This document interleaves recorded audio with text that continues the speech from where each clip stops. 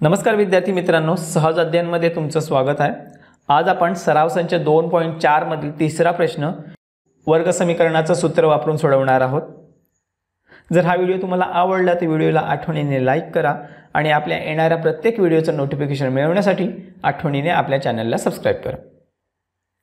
ह्या सराव संचामधील बाकीचे प्रश्न देखील आपण सोडवले आहेत। त्या सर्वांची लिंक मी खाली डिस्क्रिप्शनमध्ये देईन, तुम्ही ते व्हिडिओ देखील पाहू शकता। तर आजचा प्रश्न आहे 3m वर्ग अधिक 2m वजा 7 बरोबर 0।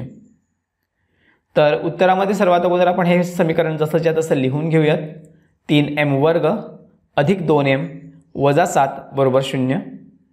आता ह्या समीकरणाची वर्ग समीकरणाच्या सामान्य रूपासोबत आपण तुलना करायची आहे, म्हणून ह्या समीकरणाची ax वर्ग अधिक bx अधिक c बरोबर 0 सोबत तुलना करू। तर इथे पहिल्या पदाचा सहगुणक आहे 3 म्हणून a बरोबर 3, दुसऱ्या पदाचा सहगुणक आहे 2 म्हणून b बरोबर 2 आणि स्थिर पद आहे वजा 7 म्हणून c बरोबर वजा 7। आता b वर्ग वजा 4ac ची किंमत काढूयात, म्हणून b वर्ग वजा 4ac बरोबर b ची किंमत आहे 2 म्हणून इथे 2 चा वर्ग वजा 4, a ची किंमत आहे 3 म्हणून गुणिले 3 आणि c ची किंमत आहे वजा 7 बरोबरचं चिन्ह। आता 2 चा वर्ग 4। आता हा पुढील गुणाकार करून घेऊयात। 4 त्रिक 12 आणि 12 7 84।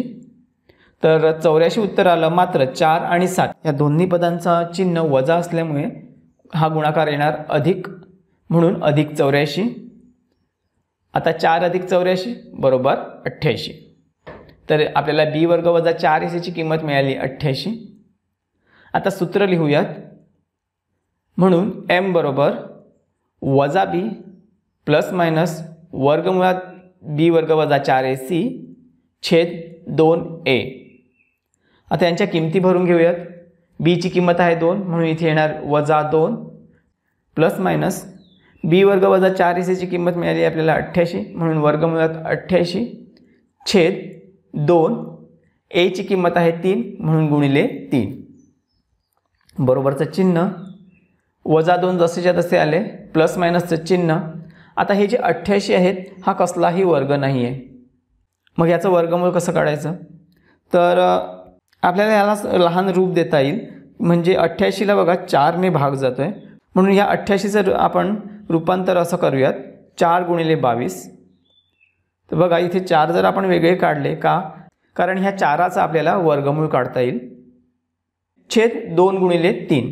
आता हे तुम्ही 2 गुणिले 3 6 देखील बनवू शकता किंवा हे असंच ठेवू शकता। हे मी असंच का ठेवते ते तुम्हाला पुढे कळेल।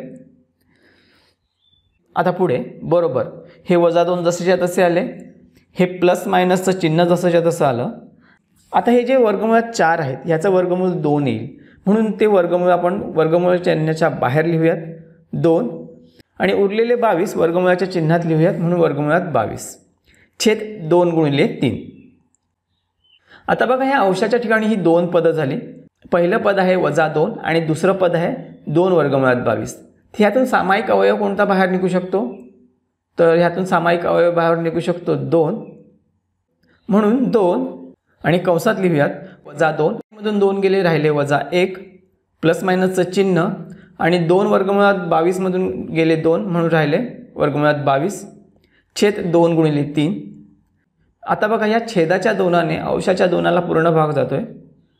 आता हा भागाकार समजावणं सोपं व्हावं म्हणून हा मी छेदाचा गुणाकार केला नव्हता, म्हणून छेदाचे आणि अंशाचे 2 निघून गेले, म्हणून पुढे आता वजा 1 प्लस मायनस वर्गमूळात 22 छेद 3। तर आता ह्या आपल्याला mच्या 2 किमती मिळाल्या, एक पॉझिटिव्ह आणि एक निगेटिव्ह। त्या दोघांनाही आपण वेगवेगळं करून घेऊयात, म्हणून m बरोबर वजा 1 अधिक वर्गमूळात 22 छेद 3 किंवा m बरोबर वजा 1 वजा वर्गमूळात 22 छेद 3।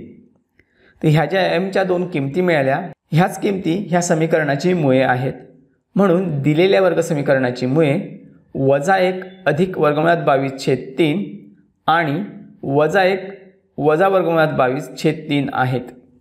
तर अशा पद्धतीने आपण हे वर्ग समीकरण सोडवलेलं आहे। जर हा व्हिडिओ तुम्हाला आवडला असेल तर व्हिडिओला लाईक नक्की करा आणि आपल्या येणाऱ्या प्रत्येक व्हिडिओचं नोटिफिकेशन मिळवण्यासाठी आठवणीने आपल्या चॅनलला सबस्क्राईब करा. या सराव संचातील बाकीचे प्रश्न देखील आपण सोडवलेले आहेत. त्या सर्वांच्या लिंक मी खाली डिस्क्रिप्शनमध्ये देईन. तुम्ही ते व्हिडिओ देखील पाहून घ्या. आता तुम्हाला सराव करण्यासाठी एक प्रश्न विचारत आहे.